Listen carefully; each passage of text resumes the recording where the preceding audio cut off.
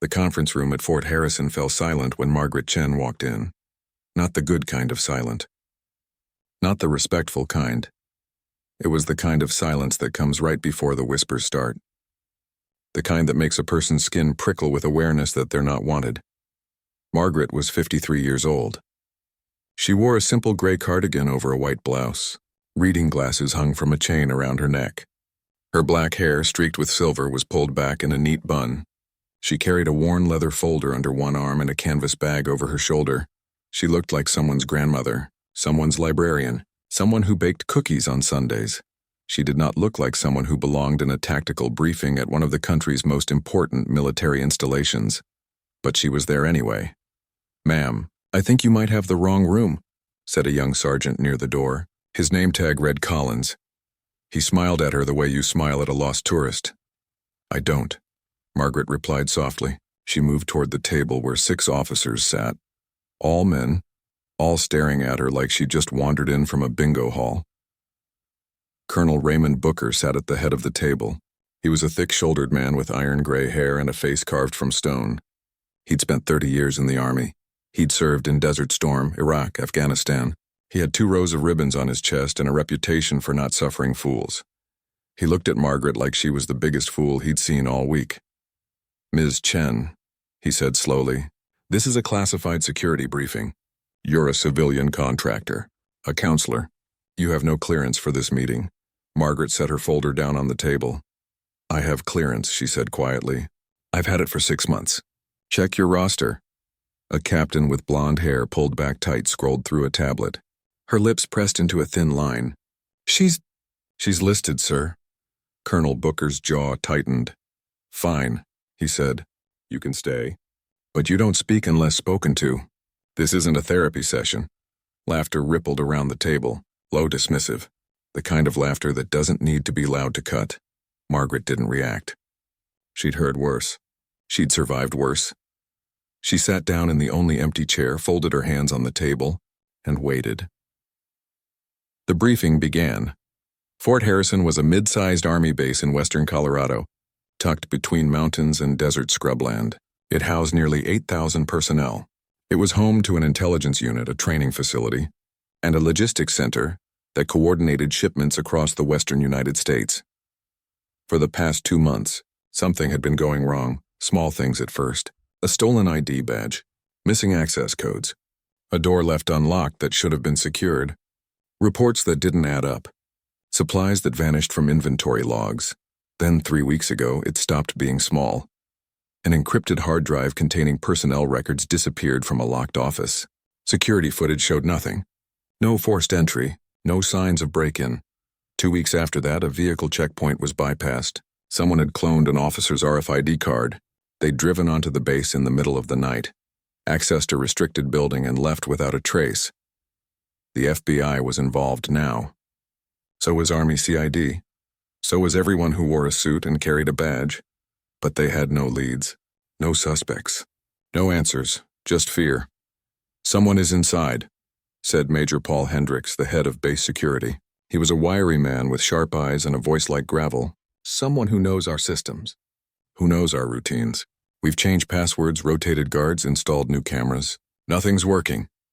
We believe it's an insider threat," added the captain with the tablet. Her name was Ortiz, someone with legitimate access. Maybe someone who's been radicalized. Maybe someone being blackmailed. "We don't know." Colonel Booker leaned back in his chair. "We've interviewed 200 personnel in the past month. Psych evals, lie detectors, background checks. Every person came back clean." He looked around the table. "So either our screening is garbage or we're missing something." That's when Margaret spoke. "You're missing everything." The room went cold. Colonel Booker turned his head slowly toward her. "Excuse me." Margaret met his gaze without flinching. "You're looking for a soldier," she said. "Someone in uniform. Someone with rank. Someone you can see." She paused. "But what if the threat isn't someone you can see?" Major Hendricks snorted. "What's that supposed to mean? A ghost?" "No," Margaret said calmly. "A person you've trained yourselves to ignore." Silence. "Ms. Chen," Colonel Booker said, his voice dropping to a dangerous rumble. If you have something useful to contribute, say it clearly. Otherwise, stop wasting our time. Margaret opened her folder. Inside were printouts, reports, incident logs. She'd been studying them for weeks, ever since she'd noticed the pattern. I work with the Family Resource Center, she said. I counsel soldiers and their families. Spouses mostly. I see people you don't see. I hear things you don't hear. She pulled out a highlighted page. 6 weeks ago, a wife came to me. She said her husband had been acting strange, distant, angry. She said he'd been meeting someone off base. So, said Sergeant Collins, soldiers have stress. Marriages have problems. That's why you have a job. Margaret didn't rise to the bait. 2 weeks after that, another spouse came in. Different unit. Same story. Her husband was secretive, paranoid. He'd started locking his phone, deleting messages. Again, Colonel Booker said, that's not evidence of anything. No, Margaret agreed. Not alone. But then I looked at the timeline. She spread the papers across the table. Every security incident on this base happened within 48 hours of one of these men attending the same off-base location. That got their attention. Captain Ortiz leaned forward. What location? A veterans support group, Margaret said. Held every Thursday night at a community center in Ridgewood. 15 miles from here. Major Hendricks frowned. A support group? For PTSD? That's what it's supposed to be, Margaret said. But I started asking questions. I talked to some of the spouses. I checked attendance logs, and I found something. She pulled out another sheet. 3 of the men attending that group were flagged in your internal reviews. You interviewed all 3. You cleared all 3. Colonel Booker's eyes narrowed. Who runs the group? Margaret looked up. A man named Eric Voss, she said. Discharged Marine, dishonorable. He was kicked out 8 years ago for theft and insubordination. She paused. He's a ghost in your system. No uniform, no rank, no official access to the base. But he has access to something more valuable. What? Ortiz asked. Trust, Margaret said. These men think he's helping them. They think he understands. They talk to him. They open up, and he uses what they tell him. The room was dead quiet now. Colonel Booker stood slowly. Do you have proof? No, Margaret admitted. Not the kind you'd need for an arrest. But I have enough to make you look. Booker stared at her for a long moment, then he turned to Major Hendricks. Pull everything we have on Eric Voss. Run his name through every database. Find out where he's been and who he's been talking to. Hendricks nodded and left the room. Colonel Booker looked back at Margaret. His expression was unreadable. If you're wrong, he said quietly, you just wasted a lot of people's time. Margaret stood. She gathered her papers. She tucked them back into her folder. And if I'm right, she said softly, I just stopped you from missing the most dangerous man you've ever faced. She walked out of the room. Behind her, no one laughed. Margaret Chen didn't go home that night. She sat in her small office at the Family Resource Center, a converted barracks building on the south end of Fort Harrison. The walls were painted a soft beige. There were motivational posters about resilience and family strength. A coffee maker burbled in the corner. Everything about the space was designed to feel safe. But Margaret didn't feel safe. She'd stuck her neck out in that briefing room. She'd challenged men with power, men with rank, men who didn't like being told they'd missed something by a civilian woman in a cardigan. If she was wrong about Eric Voss, her contract would be terminated. Her credibility would be destroyed. If she was right, something much worse was coming. She pulled out a notebook. Not the official files. This was personal. Handwritten notes she'd kept over the past 2 months. Names, dates, conversations. It had started with a woman named Laura Dietrich. Laura was 31. Her husband, Sergeant Connor Dietrich, was stationed at Fort Harrison in the logistics unit. They had 2 young daughters. Laura had come to Margaret's office on a Tuesday afternoon in late January, eyes red from crying. He won't talk to me anymore, Laura had said. He just shuts down. He goes to that group every Thursday, and when he comes back, he's worse, angrier. He says I wouldn't understand. Margaret had asked careful questions. What group? How long had he been going? Had his behavior changed in other ways? Laura didn't have all the answers, but she had enough. Connor had started attending the veterans group 3 months ago. A friend had recommended it. The meetings were held at the Ridgewood Community Center just off Highway 34. It was informal. No official VA affiliation. Just veterans helping veterans. At first, Connor had seemed better, lighter. He'd smiled more. Then he'd started coming home late. He'd become secretive about his phone. He'd snapped at the girls over nothing. He'd stopped sleeping.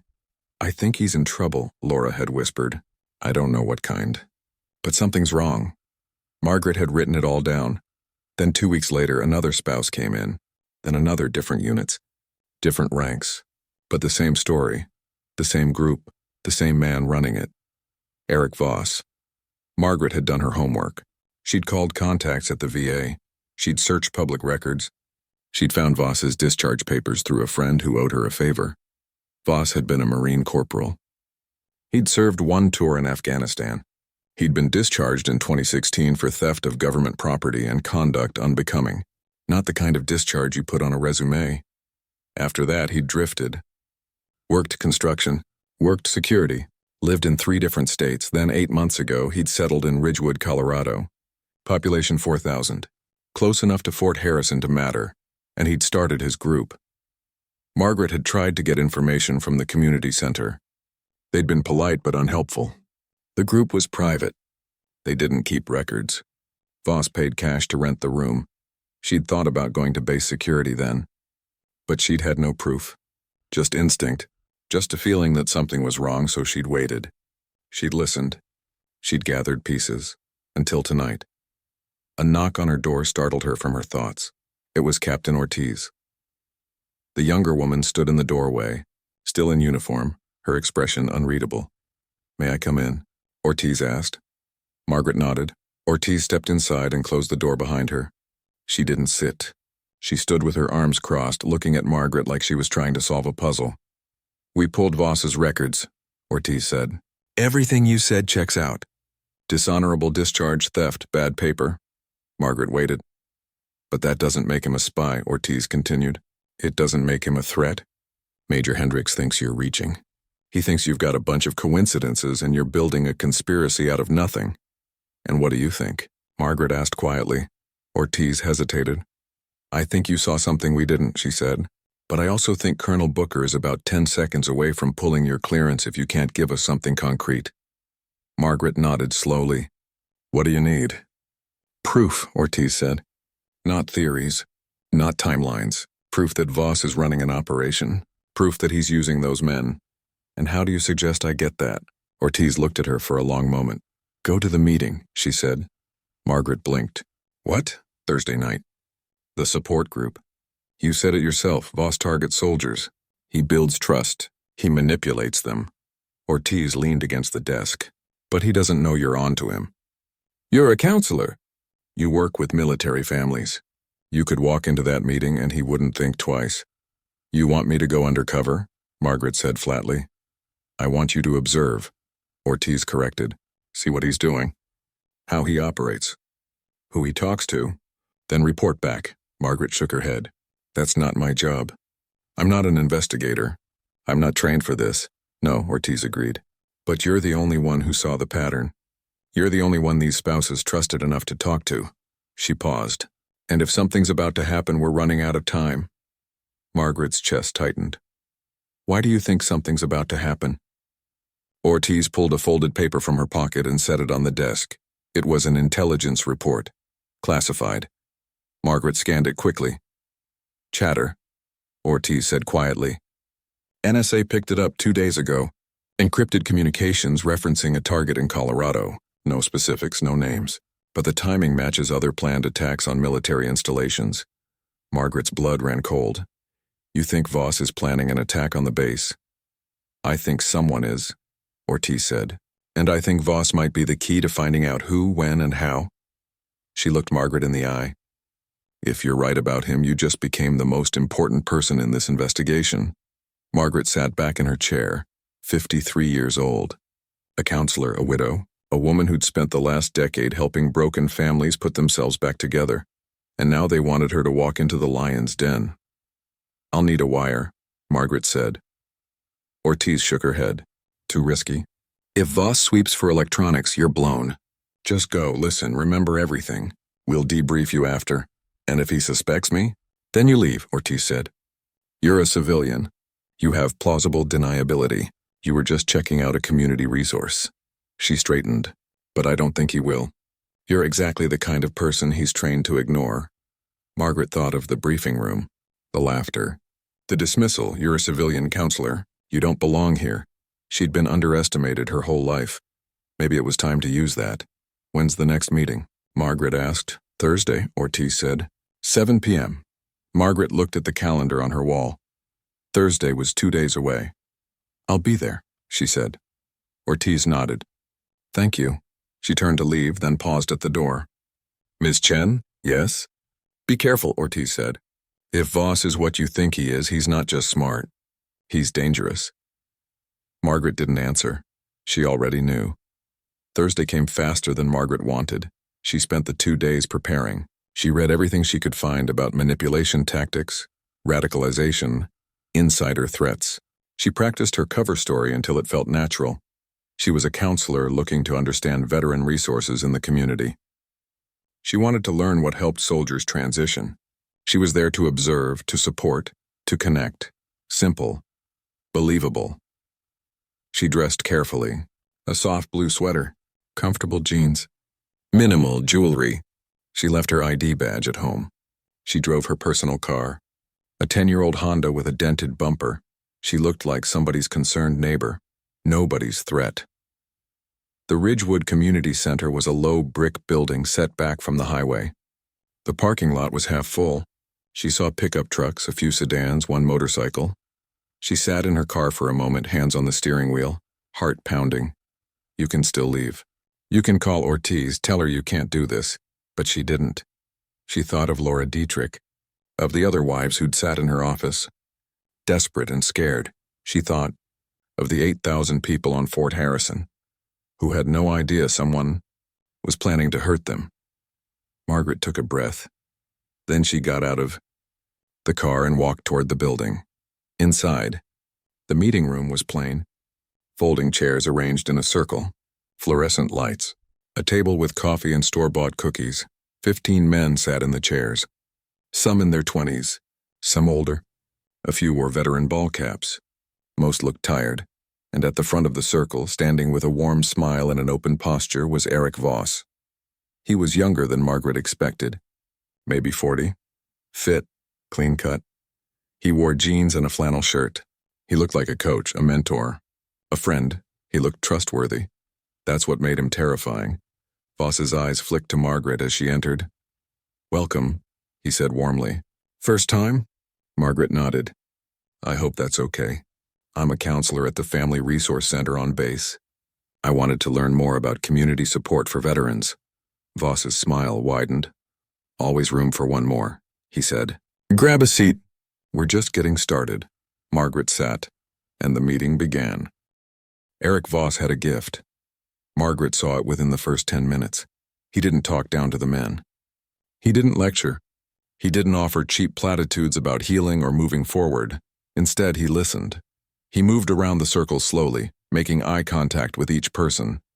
When someone spoke, Voss leaned in. He nodded. He remembered names. He remembered details from previous meetings. Jackson, how'd that job interview go? He asked a young man with a shaved head and tired eyes.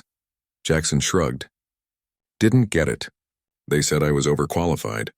He laughed bitterly. 3 tours in Iraq and I'm overqualified to drive a forklift. The other men murmured in recognition. They'd all been there. Voss shook his head. They don't get it.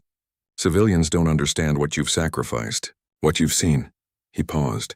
They smile and say thank you for your service, but they don't mean it. They don't see you. More nods around the circle. Margaret kept her expression neutral, but inside, alarm bells were ringing. Voss wasn't helping these men. He was isolating them. He moved to another man, older, graying beard. His name was Miller. You still having trouble with the VA? Voss asked. Miller's jaw tightened. 6 months I've been waiting for my disability claim. 6 months. They keep losing my paperwork. Keep saying they need more documentation. He looked down at his hands. My wife works 2 jobs just to keep us afloat. And the government I served? They don't give a damn. No, they don't, Voss said softly. They used you, sent you to war, broke you, and now they want you to disappear quietly. Margaret recognized the technique. Validation, empathy, then a subtle shift toward resentment. Voss was weaponizing their pain. She glanced around the circle, studying faces. 3 of the men looked familiar. She'd seen their names in the incident reports. Soldiers from Fort Harrison. 1 worked in communications, 1 in vehicle maintenance, 1 in the security office, all with access. All sitting here absorbing every word Voss said. The meeting continued. Men talked about their struggles, jobs they couldn't keep, relationships that had fallen apart, nights they couldn't sleep, ghosts they couldn't shake. And Voss listened to it all. But Margaret noticed something else. Every so often Voss's attention would shift to specific men. A glance, a nod, a hand on a shoulder. The same 3 she'd recognized, he was singling them out. After 45 minutes, Voss stood. "Let's take a break," he said. "Coffee's hot. Help yourselves." The men stood stretching, moving toward the coffee table. Margaret stayed seated, watching. Voss approached her. Up close, she could see the calculation in his eyes. "The warmth was a mask, Margaret, right?" he said. She nodded. "Margaret Chen, you're from the Family Resource Center," Voss said. "You work with the spouses." "I do. Must be hard," Voss said. "Listening to all that pain. All those broken families. Military life takes a toll." "It does," Margaret said carefully. "But families are resilient. With the right support, they heal." Voss smiled, but it didn't reach his eyes. "Support from who?" he asked. "The same system that breaks them in the first place?" He shook his head. "I used to believe that too. Then I saw how the machine really works. It chews people up, spits them out, and people like you hand out tissues and call it help." Margaret felt the insult but didn't react. "I do what I can," she said quietly. Voss studied her for a moment longer. Then he nodded. "Well, you're welcome here anytime. We're all about real support, the kind that actually matters." He walked away. Margaret exhaled slowly. He didn't suspect her. Not yet. She stood and moved toward the coffee table, positioning herself near the 3 soldiers she'd recognized. Their name tags from base weren't visible now, but she remembered their faces from the reports. Connor Dietrich, Laura's husband, logistics, Brian Perry, communications specialist Isaac Torres, security office. They stood together in a tight group, talking in low voices. Margaret poured coffee she didn't want and lingered nearby. "Still good for tomorrow night?" Torres was saying. Perry nodded. "Yeah, shift changes at 2200. Same as always." Dietrich looked nervous. "You sure about this?" "If we get caught, we won't," Perry cut him off. "Voss has been planning this for months. Every detail. Every angle. It's airtight." Margaret's hand froze on the coffee pot. "Tomorrow night. What time are we meeting him?" Dietrich asked. 1900, Torres said. "The storage unit off Route 12. He'll have everything we need." Perry glanced around, then lowered his voice even further. "After tomorrow, everything changes. No more being ignored. No more being used. We send a message they can't ignore." Margaret's heart hammered in her chest. She forced herself to finish pouring coffee, to add cream with steady hands, to turn away casually as if she'd heard nothing, but she'd heard everything. Storage unit off Route 12. Tomorrow night, 1900 hours, 7 p.m. An attack on Fort Harrison. She had less than 24 hours. Margaret moved back to her seat. She sipped coffee she couldn't taste. She watched the rest of the meeting with a calm expression while her mind raced. She couldn't call Ortiz from here. Couldn't risk it. She had to wait. Had to play her role. The meeting resumed. Voss talked about strength, about brotherhood, about taking control when the world tried to control you. It sounded like motivation. It was radicalization. And these men, broken and angry and desperate to matter again, drank it in like water. Margaret watched. Voss work. He was brilliant. Dangerous. He'd found their weakness and exploited it perfectly. He made them feel seen, valued, powerful, and then he aimed them like weapons. At 9 p.m., the meeting ended. Men filed out slowly. Some stopped to talk to Voss one-on-one. Others left quickly, heads down. Margaret stood to leave. "Margaret." Voss's voice. She turned. He was standing near the door, watching her with that same calculating gaze. "I hope you found this helpful," he said. I did, Margaret replied. Thank you for letting me observe. These men need people who actually care, Voss said. Not bureaucrats. Not paper pushers. People who see them as human beings. He paused. I hope that's what you are. There was something in his tone, a test. A challenge. Margaret met his eyes. I care about helping people heal, she said. That's why I do what I do. Voss smiled. Good, he said. Because a lot of people are about to need help. The words hung in the air. Margaret felt ice slide down her spine. He knows. But his expression remained friendly. Open. Drive safe, Voss said. It's dark out there. Margaret nodded and walked out. She didn't run. Didn't rush. She walked to her car with measured steps. Got in. Started the engine. Only when she was back on the highway, miles from Ridgewood. Did she pull over? Her hands were shaking. She pulled out her phone and dialed. Ortiz answered on the first ring. It's happening tomorrow night, Margaret said without preamble. The attack. 7 p.m. They're meeting at a storage unit off Route 12. Voss is supplying them with something. I heard 3 soldiers from the base talking, Dietrich, Perry, and Torres. Silence on the other end. Then, are you certain? Yes. Did they see you listening? No, but Voss... Margaret hesitated. He suspects something. I don't know how much. But he said something at the end. He knows something's coming. Get back to base, Ortiz said. Now, we'll have security meet you at the gate. What are you going to do? Everything, Ortiz said. We're locking down the base, pulling those 3 soldiers in for questioning, and we're raiding that storage unit before they can execute whatever they're planning. Margaret closed her eyes. Captain? Yes? Be careful, Margaret said. Voss is smart. If he thinks you're coming, he'll change the plan. I know, Ortiz said. That's why we're moving now, tonight, before he has time to adjust. The call ended. Margaret sat in her car on the side of the highway. Watching headlights pass, she'd done it. She'd found the proof she'd stopped the attack, but something gnawed at her. Voss's last words? A lot of people are about to need help, not might need help, about to like it was already in motion, like it was inevitable. Margaret grabbed her phone and dialed Ortiz again. No. Answer. She tried again. Nothing. A cold dread settled over her. She pulled back onto the highway and drove. Faster. Something was wrong. Voss had been too calm. Too confident. The storage unit. The meeting tomorrow at 7 p.m. What if that wasn't the real plan? What if it was misdirection? What if the attack was happening now? Margaret pushed the accelerator down. Fort Harrison was still 20 minutes away. She prayed she wasn't too late. 15 minutes later, her phone rang. Ortiz. Ms. Chen, where are you? On Highway 34, 10 minutes out. What's happening? Ortiz's voice was tight. We pulled Dietrich, Perry, and Torres in for questioning. All 3 have alibis for the security breaches. They weren't alone.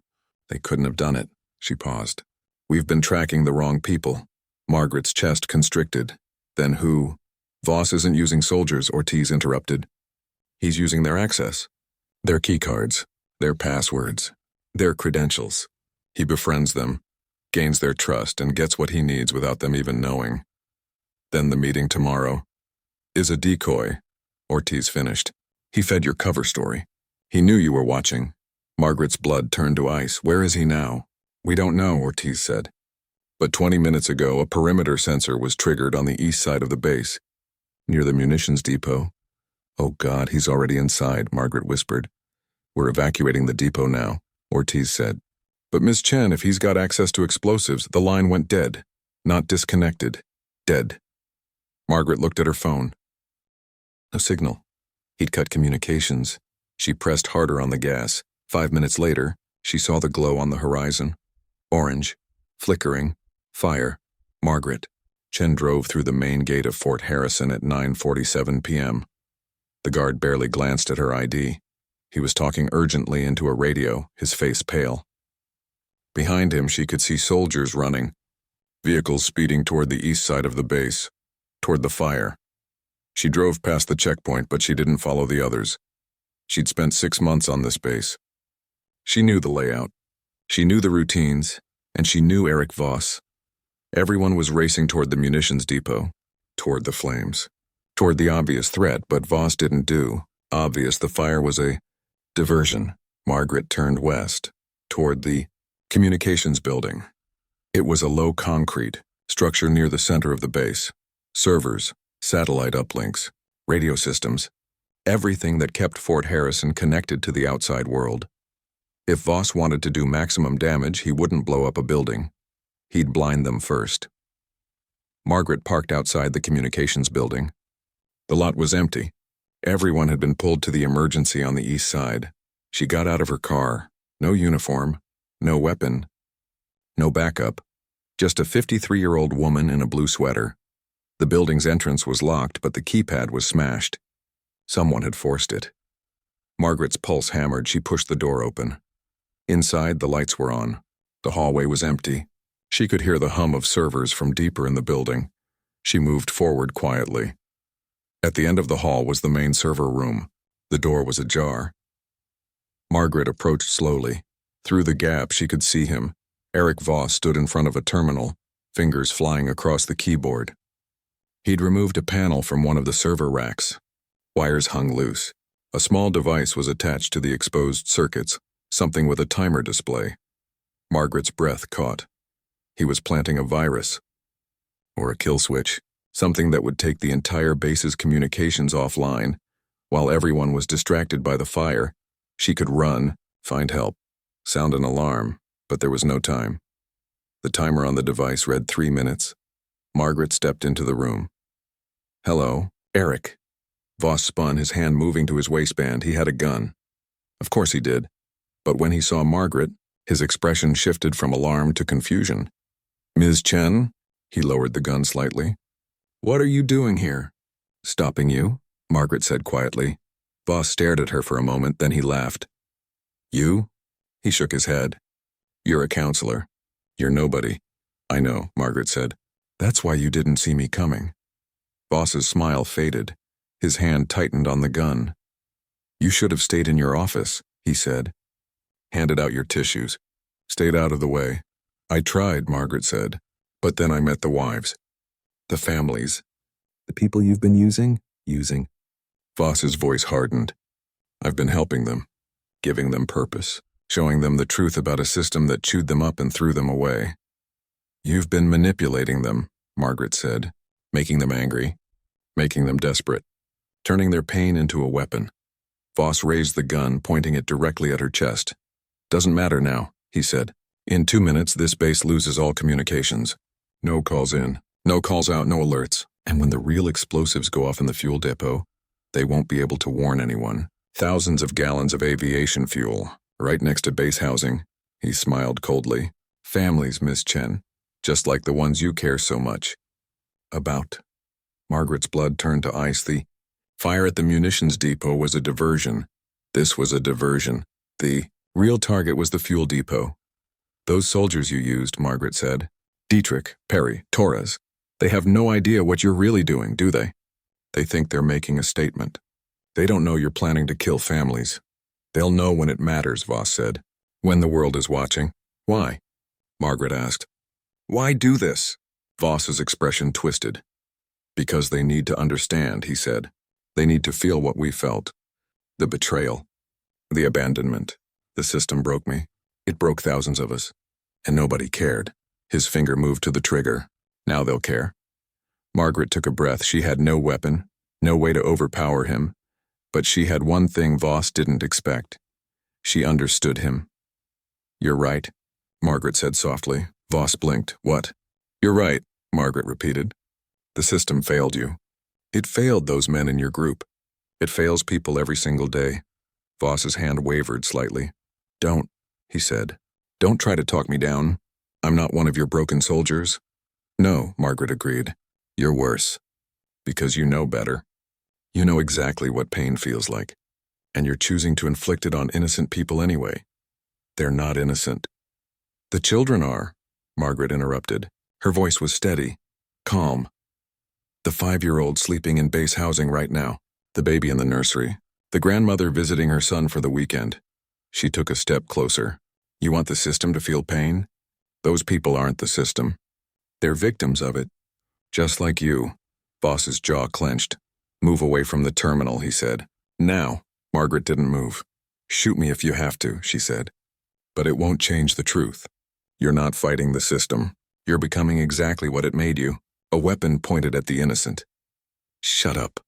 Your Marines would be ashamed, Margaret said quietly. Voss's face went white. You don't talk about my Marines. Why not? Margaret asked. You talk about them in your group. You talk about brotherhood, honor, service. But what honor is there in burning children alive? The gun shook in Voss's hand. You don't understand. I understand perfectly, Margaret said. You're in pain. You've been in pain for 8 years, and nobody helped you.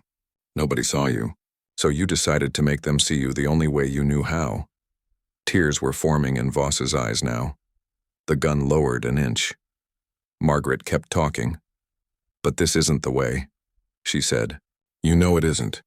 Because the Eric Voss who served his country, who led men in combat, who swore an oath to protect, that man wouldn't do this. That man is dead, Voss whispered. No, Margaret said. He's standing right in front of me, holding a gun he doesn't want to use, looking at a timer he could stop. Voss looked at the device, 1 minute, 30 seconds. I can't stop it, he said hoarsely. Even if I wanted to. It's on a closed circuit. Once it's armed, it can't be disarmed remotely. Then disarm it manually, Margaret said. There's no time. There is if you start now. Voss stared at her. The gun dropped to his side. Why do you care? He asked. Why risk your life for this? Because I see you, Margaret said simply. Not the monster you think you've become, the man you still are, the one who can still choose differently. For a long moment, Voss didn't move. Then he turned to the terminal. He set the gun down. His hands moved across the keyboard, typing frantically. The virus is embedded, he muttered. I have to manually purge the system. Route the kill command through a secondary. Margaret watched the timer. 50 seconds. Voss pulled open another panel. He yanked out a circuit board. Reconnected wires. Come on.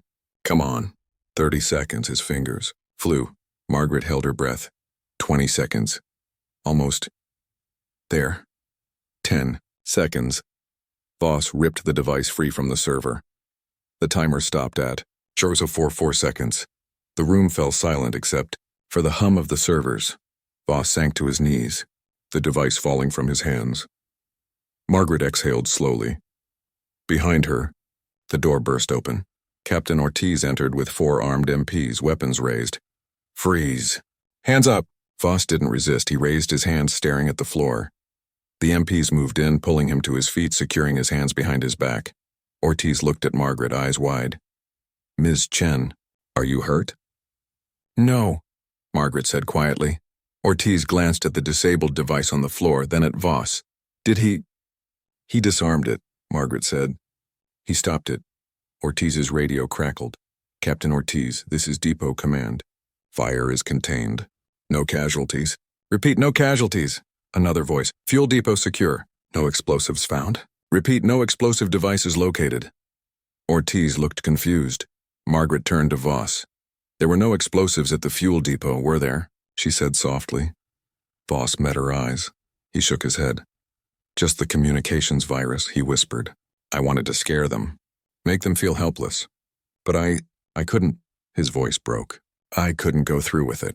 Margaret nodded slowly. She understood he'd planned it. Believed he wanted it.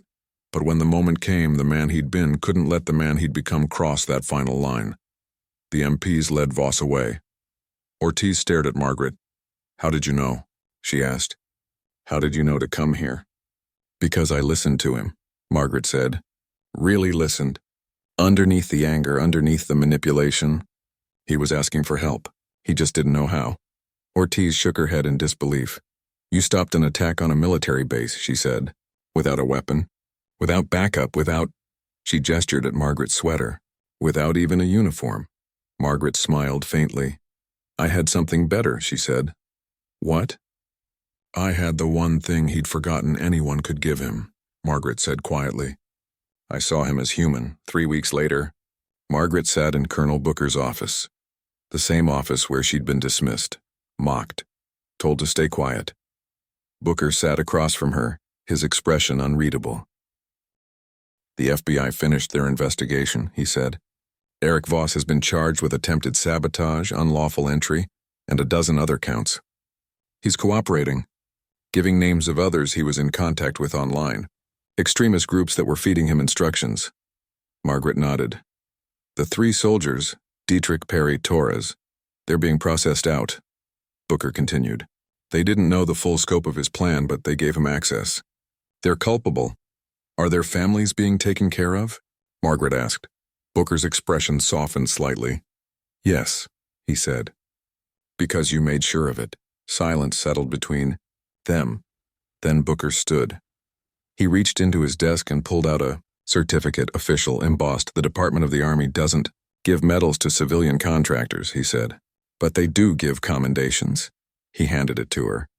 For exceptional service in the defense of Fort Harrison and prevention of a catastrophic attack on military personnel and their families. Margaret looked at the certificate. Her name. Her actions. In writing, recognition. There's something else, Booker said. He looked uncomfortable. I owe you an apology. I dismissed you in that briefing. I didn't take you seriously. I thought you were... He trailed off. A woman in a cardigan handing out tissues, Margaret finished gently. Booker's mouth twitched. Yeah, he admitted. That. You weren't wrong, Margaret said. That's exactly what I am. She stood, meeting his eyes. But sometimes, she said, that's exactly what's needed. She left his office, walked out through the same halls where people had once looked past her. Now soldiers nodded as she passed. Voices greeted her by name. She wore no uniform, carried no weapon, but she'd stopped an attack anyway. Not with force, not with firepower, with something the system had forgotten was a weapon. Understanding, empathy. Thug. Willingness to see a person, even a dangerous one, as human. Margaret stepped out into the Colorado. Sunshine, somewhere in those mountains. Families were safe, children were playing. Lives continued, because one woman refused to be invisible, and in the end, that made all the difference.